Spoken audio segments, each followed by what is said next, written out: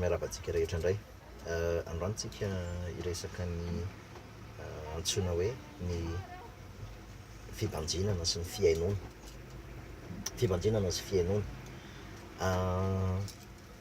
Anankiroa izy, tapany anankiroa le izy resaktsika. Ny tapany voalohany atao hoe herin'ny fibanjinana, de tapany faharoatsika ny fiainoana.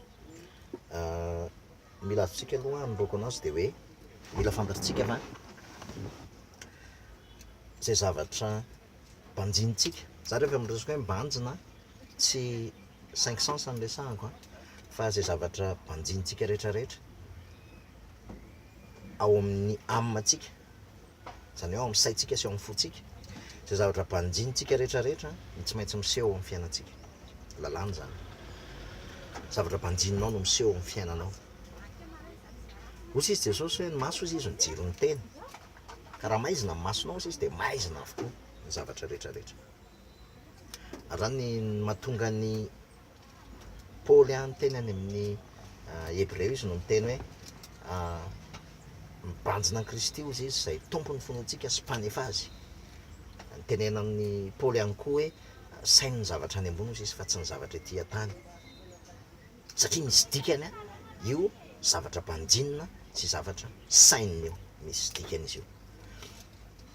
Ary io tena responsabilité atsika olona voavonjy. Ty resaka ty tena itsika olom-bovonjy no ho resako an'ity, satria mety ho sarotra amin'ny olona mbola tsy tena nandray ny famonjeny Kristy ny azo an'ity zavatra resahako ty. Ina dikan'izany? Zay zavatra banjininao tsy maintsy miseho amin'ny fiainanao. Arakaraky ny banjinanao ny olana, arakaraky ny sainanao iruminenao ny olana, arakaraky ny banjinanao ny tsy fisina, arakaraky ny banjinanao ny zavatra mampalaelo anao, arakaraky ny banjinanao ny zavatra mahatezitra anao, arakaraky ny banjinanao ny zavatra anankiray, de arakaraky iny no miseho eo amin'ny fiainanao. Arakaraky iny miseho amin'ny fiainanao. Tadio tsara ry havana fa ny devoly tsy mba mahalala, tsy mahalala an'izay zavatra ao anatin'ny fotsika izy, tsy mahalala an'izay zavatra ao anatin'ny saitsika ny devoly. Fa zavatra ataon'ny devoly fotsiny de manao influence izy eo amin'ny tontolo hita maso, amin'ny zavatra hitantsika maso. Asiany olana, asiany tebiteby, asiany tsy fisina, asiany zavatra mahatezitra, asiany zavatra mana fotoana, de rehefa ireny ny banjintsika, ny devoly mahalala ny réaction n'olombelona. Hoe rehefa misy an'ity zavatra ty, misy an'ity olona ty manao an'ity zavatra ty, de rehefa mijery an'iny de tezitra, de rehefa tezitra de iteniteny foana nanao an'izao de efa fantany réactiontsika, ohatrany nahafantarany réaction ny Eva tao Edena. De ny devoly ohatrany manao échec. Asiany zavatra anankiray de mireagira amin'iny zavatra iny ianao, mireagira amin'iny zavatra iny ianao, de alefany manaraka, asehony fotsiny, de tafiditra ao anatin'ny processus na fahafatesany ianao, de lasa tonga eo aminao ny tebiteby sy ny olana sy ny zavatra maro isan-karazany. Dikan'izany de arakaraky ny banjinanao zavatra anankiray, anomezanao importance zavatra anankiray, na tsy important ry zavatra iny fa asianao importance iny zavatra iny, de lasa important iny zavatra iny. Na tsy important raha ny olana ndraindray, de rehefa asitsika importance izy, arakaraky ny asitsika importance an'iny, vao mainka influencen'ny devoly ny saitsika ho important kokoa iny zavatra iny. Zay ny fomba fiasan'ny devoly.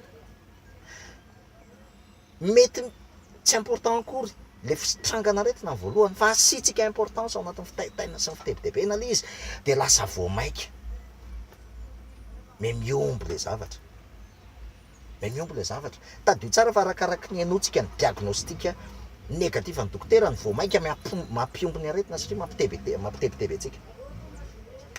Itsika ry havana, tadio tsara fa rehefa mibanjina problème tsika ka mistress ohatra, de ny vatantsika io micréer le antsoina hoe cortisone, ary cortisone io poziny eo amin'ny vatantsika, de rehefa micréer cortisone tsika de fantatsika zany fa poziny iny de mamotika ny anticorps ny zavatra rehetrarehetra, de normal tsika raha miamarary. Fa de hiteny aho hoe ao anatin'ny zavatra banjininao no miseho amin'ny fiainanao.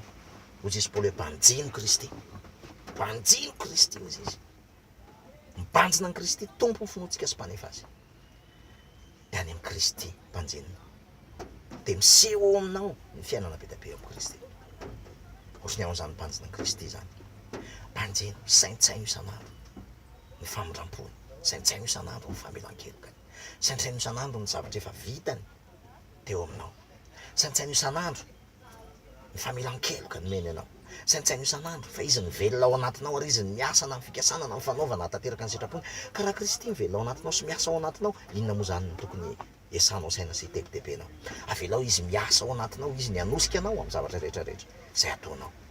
Aza mibanjina olana, aza mibanjina problème, aza mibanjina ny hafa, aza mibanjina ny zavatra hita maso, ny zavatra renesiny sofina, ny zavatra heninao sy ny zavatra, aza mibanjina zany, aza misaintsaina zavatra ratsy akory, fa sainy ny fitiavan'ny Kristy anao. Raha isaina ihany, alao misaina ny fitiavan'ny Kristy, alao misaina ny famelan-keloka efa nomeny anao, alao misaina ny asa-pamonjena efa vitany taminao, alao misaina n'izany hoe velona atao anatiko Kristy.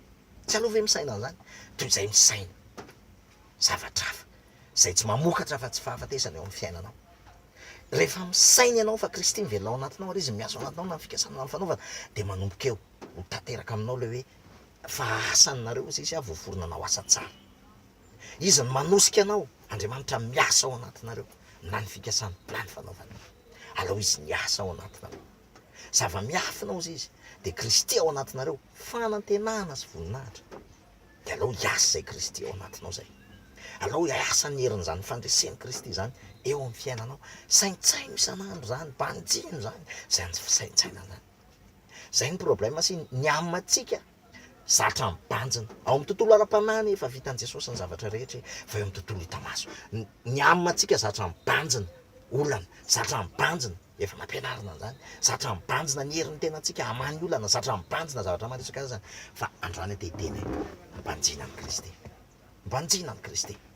Alao zay herin'ny fibanjina zay ny ampiseho ny fiainany eo aminao. Rehefa mibanjina problème ianao, dia ny vokatra ny problème tsy maintsy iseho amin'ny fiainanao. Fa rehefa mibanjina ny Kristy ianao, dia ny fiainana be dia be ao amin'ny Kristy ny trango eo amin'ny fiainanao. Zay ny tapany voalohany. Ny tapany faharoa kosa iresakitsika ny amin'ny hoe fiainona. Ozy izy Mosesy hoe mihainory Israely, mihainory Israely.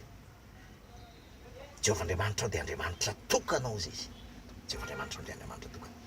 Dia miteny ihany koa ny tenin'Andriamanitra hoe iza moa ny marenina ozy izy afa-tsy mimpanompo, iza ny marenina afa-tsy mimpanompo. Androany ty resaka aminao amin'ity zavatra henona rehetrarehetra ty.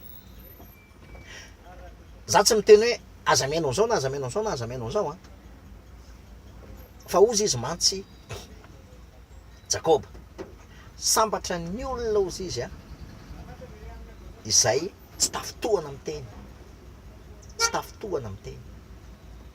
Satria ny antony tsotra, ny zavatra rehetra henintsika, henin'ny sofintsika, dia na mitondra fiainana ao antsika na mitondra fahafatesana ao antsika.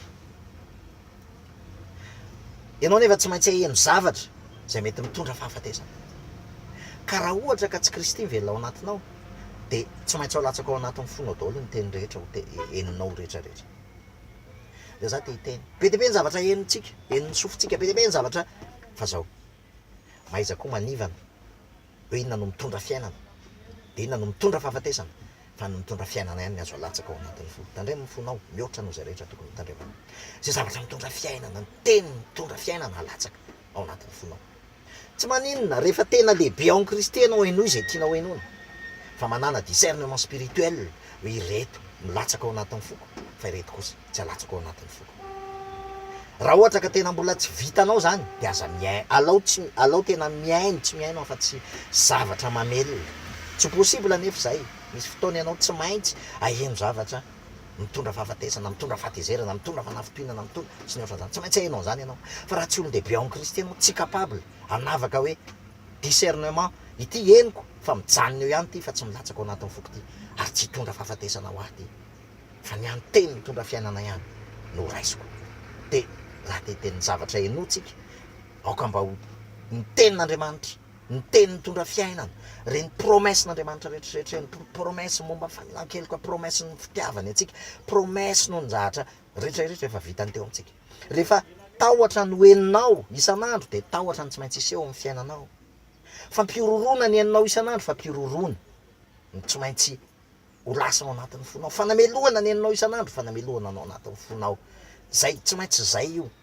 fantsaratsika no mitrie hoe ny zavatra latsaka ao anatin'ny foko tsy misy afa-tsy ny fitiavany Kristy, ny famirampony, ny famelan-keloko, ny fandresena efa vita, ny zavatra efa vitany teo amin'ny azy fijaliana, ireny no ho alatsaka ao anatin'ny foko. Mety hainy zavatra be deaibe fa ny zavatra enoko tokana sy alatsaka ao anatin'ny foko, ny zavatra tena ho latsaka ao anatin'ny foko de tsy misy afa-tsy ny fitiavany Kristy ny akoatran'izay mety haino fa saingy zao tsy milatsaka ao anatin'ny foko reny ary tsy manafotoana de ny voninahitra ho hitanao fa ho any Jesosy rerany. Amen.